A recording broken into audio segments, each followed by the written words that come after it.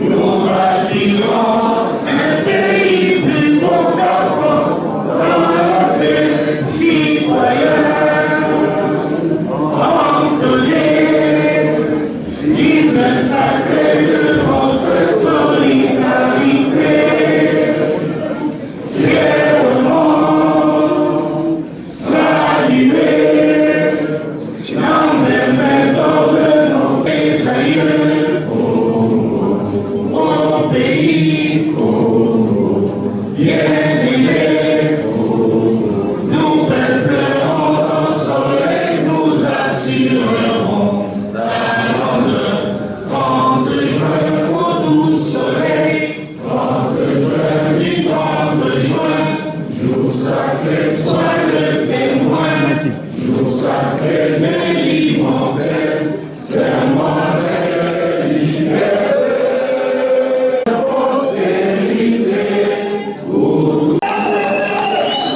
Honorables chers membres du G7,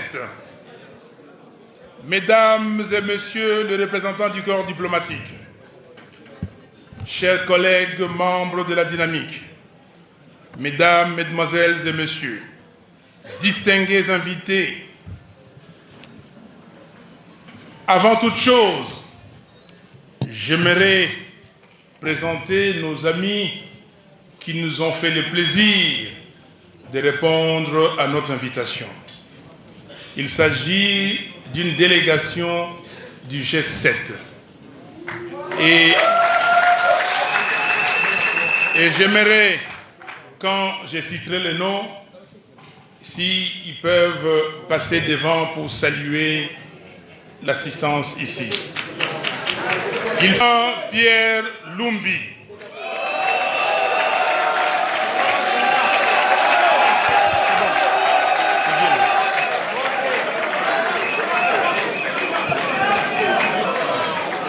du président Christophe Lutundula,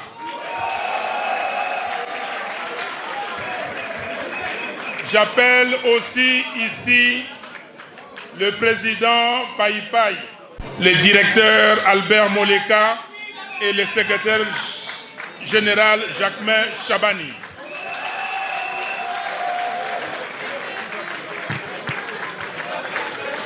Au nom de tous les membres de la dynamique de l'opposition.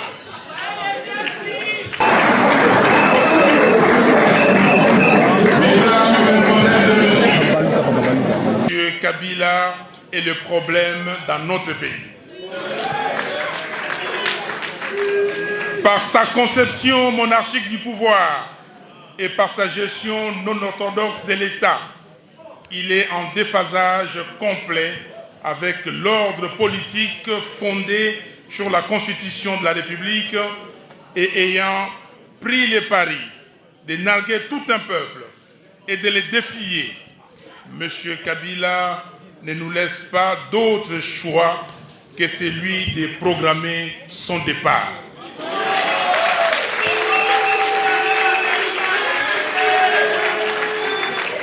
Mesdames, Mesdemoiselles et Messieurs, distingués invités. Alors, jamais le peuple congolais n'a autant été l'objet d'un tel mépris de la part d'un régime irrespectueux des droits humains, totalement indifférent à l'ordre établi, autoritaire et qui veut à tout prix se maintenir en place en violation de la Constitution. Où est Floribert Chebeya? Où est Fidel Bazana? Où est Armand Tungulu? Que sont devenus Franck Ndiké et son épouse? La liste n'est pas exhaustive. Peut-on un jour, sous ces régimes, espérer connaître la vérité sur la mort du général Mamadou Ndala, du général Lucien Baouma, ou être éclairé sur les événements du 30 décembre 2013 marqués par le massacre des adeptes de Mukungubila? A-t-on jamais entendu ou vu M. Kabila parler ou s'émouvoir du sort des Congolais qui avaient été violentés et tués dans la semaine du 19 au 25 janvier 2015, alors qu'ils exerçaient leurs droits fondamentaux. S'est-il jamais prononcé sur les charniers des Maluku? Jamais. N'est-ce pas que nos compatriotes chassés du Congo-Brazzaville sont toujours abandonnés à leur triste sort sur l'avenue Kabambare dans la commune de Kinshasa? Et que dire de ceux expulsés d'Angola? Est-ce que l'immolation du jeune licencié en économie, Martin Mwamba à Lubumbashi, l'interpelle-t-il? Qui peut encore douter que les Congolais aujourd'hui vivent dans une insécurité généralisée? Que sait-on de l'accord de coopération militaire signé le 24 septembre 2015 à Kigali entre la RDC et le Rwanda, un pays réputé agresseur du nôtre? Qui peut nous expliquer la présence et les stationnements en ce moment des militaires rwandais au nord et au sud Kivu? Quand les Congolais sont massacrés à Béni, c'est le représentant du secrétaire général des Nations Unies, Martin Kobler, qui accourt le premier.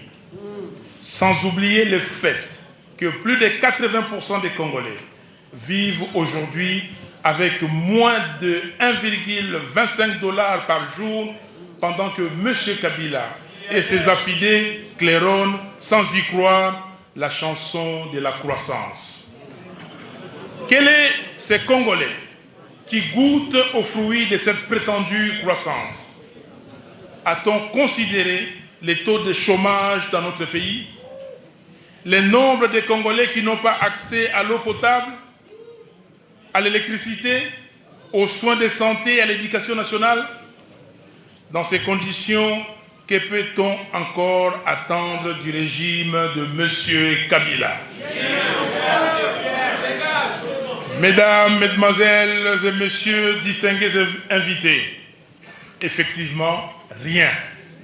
On peut s'attendre à rien. Monsieur Kabila a échoué sur toute la ligne. Et selon le dernier rapport du Fonds monétaire international, notre pays est le plus pauvre du monde, ce qui est en total contraste avec les ressources dont le pays regorge. En outre, pour le régime de M. Kabila, la Constitution de la République est un document quelconque, un torchon, pour colorier les assises d'un pouvoir en réalité d'essence monarchique. La première convention de la dynamique s'est voulu le cadre idéal des réarmements moral et des rappels au régime de M. Kabila que le peuple congolais, qui a déjà vidé les affres de la présidence à vie depuis plus de 18 ans maintenant, n'est pas prêt à se laisser de nouveau ligoter par une quelconque dictature. Et l'arme fatale que les constituants ont mis à notre disposition est logée à l'article 64 de la Constitution, qui dit, je cite, « Tout Congolais a le devoir de faire échec à tout individu ou groupe d'individus qui prend le pouvoir par la force ou qui l'exerce en violation de la Constitution. » Fin de citation. Désormais, nous pourrions l'actionner à tout moment. Mesdames, Mesdemoiselles et Messieurs, distingués invités, ce qui véritablement intéresse les Congolais aujourd'hui, c'est la consolidation de la démocratie dans notre pays. Et cet idéal ne peut procéder que de la relance du processus électoral, intentionnellement mis à mal par le régime de M. Kabila. À ce stade, il est utile de rappeler à l'opinion qu'au-delà des critiques sévères que la dynamique avait formulées le 27 février 2015 contre le calendrier global de la CENI du 12 février, elle en avait également ressorti des acquis, notamment la confirmation du principe de l'intangibilité de l'article 220 et surtout la fixation non seulement de la date des élections présidentielles et législatives du 27 novembre 2016, mais aussi l'assurance de la prestation de serment du nouveau président élu le 20 décembre 2016. Prenons donc rendez-vous avec l'histoire pour qu'ensemble, tous ces acquis puissent se matérialiser et nous redeviendrons des hommes et des femmes respectables. Car le sang versé par nos compatriotes dans la semaine du 19 au 25 janvier 2015 ne l'a pas été en vain. À partir d'aujourd'hui, devenons tous les ambassadeurs du peuple et portons le plus loin possible ces messages de combat auprès des membres de nos familles respectives, dans nos quartiers, nos villages, dans nos groupements, nos territoires, nos villes et dans nos provinces. Personne ne peut mener ces combats ni les gagner seul. C'est le combat de tout un peuple et la dynamique ne ménagera aucun effort. La dynamique ne ménagera aucun effort pour promouvoir l'émergence d'un large rassemblement des Congolais soucieux et déterminés de préserver l'ordre constitutionnel afin de sauver la République. Pour ces combats, le mot d'ordre demeure le rassemblement, car l'union fait la force. À cet effet, nous saluons le courage et le sens de responsabilité de nos compatriotes regroupés au sein de G7.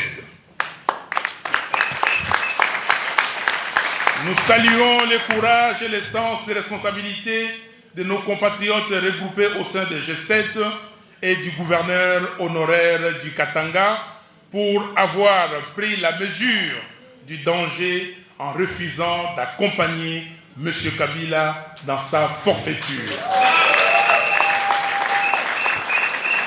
Dans cet élan, nous invitons d'autres compatriotes que nous savons nombreux, mais qui hésitent encore à se libérer de l'emprise suicidaire de M. Kabila et à rejoindre le combat du peuple congolais.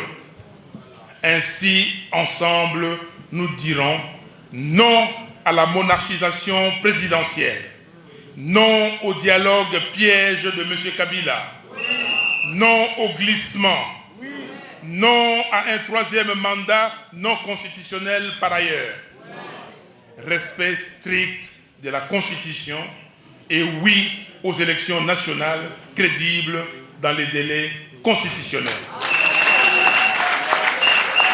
Car c'est la seule et unique bonne direction. À force d'emprunter le chemin de je m'en fous, on risque de se retrouver au village du si je savais. Un homme averti en vaut deux. Voilà pourquoi toutes les questions en rapport avec les élections doivent être discutées au niveau de la CENI recomposée et dans le cadre de la tripartite CENI, pouvoir, opposition, où nous allons aborder la problématique de la neutralité de la CENI, de l'élaboration d'un calendrier électoral consensuel, de l'enrôlement de tous les électeurs, ainsi que de toutes les questions relatives à l'organisation matérielle des élections. S'agissant de la recomposition de la CENI, il sied simplement de laisser à l'Église catholique les soins de désigner le président de la CENI. Aux partis et organisations qui ont des membres au bureau et à la plénière de la CENI, la possibilité de les changer ou de les maintenir, et à la communauté internationale de pouvoir aider la CENI en apportant une expertise africaine et internationale afin de crédibiliser le processus. Dans ces cadres, M. Ataouri Djega du Nigeria et le général Siaka Sangaré du Mali sont des références que l'on peut approcher. À défaut, nous l'avons déjà dit, quels que soient les stratagèmes cogités, les stratégies montées par M. Kabila, et en dépit des harcèlements et autres menaces de mort proférées contre les leaders de l'opposition par la mouvance kabiliste, qu'il soit entendu que, pour la dynamique, le 19 décembre 2016, M. Kabila doit dégager. Nous disons que le 19 décembre 2016, M. Kabila doit dégager.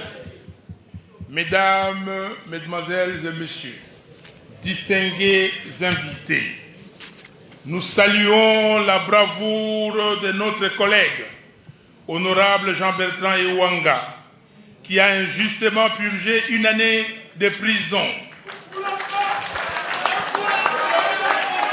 Et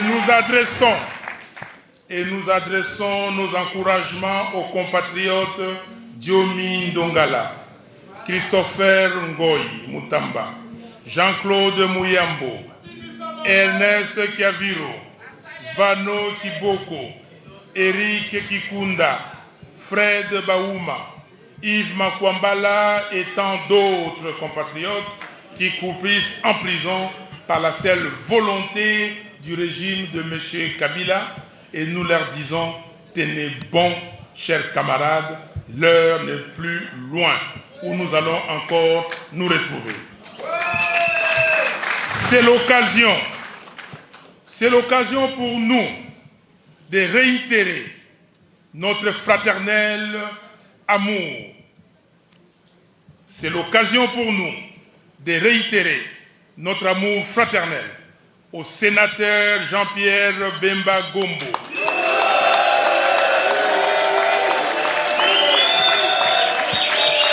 C'est l'occasion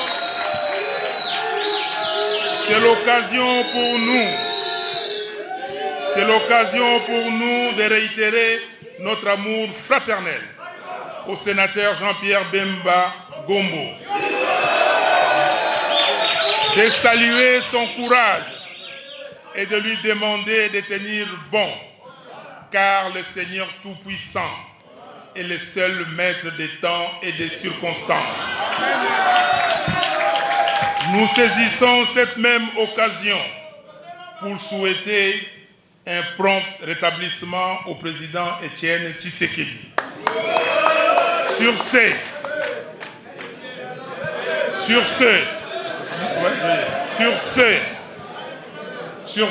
nous voulons aussi dire que le président Zanga Mobutu et le président Mbusa Nyamusi nous ont demandé de vous saluer.